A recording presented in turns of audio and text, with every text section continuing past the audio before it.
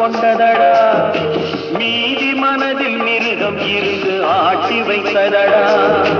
பாதி மனதில் தெய்வம் இருந்து பார்த்து கொண்டதடா.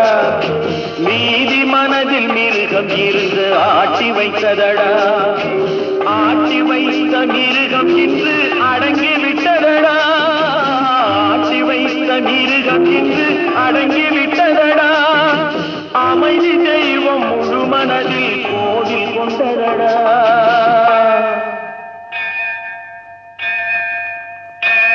சட்டி சுட்டதடா, கை விட்டதடா, புத்தி கெட்டதடா, நெஞ்சை தொட்டதடா.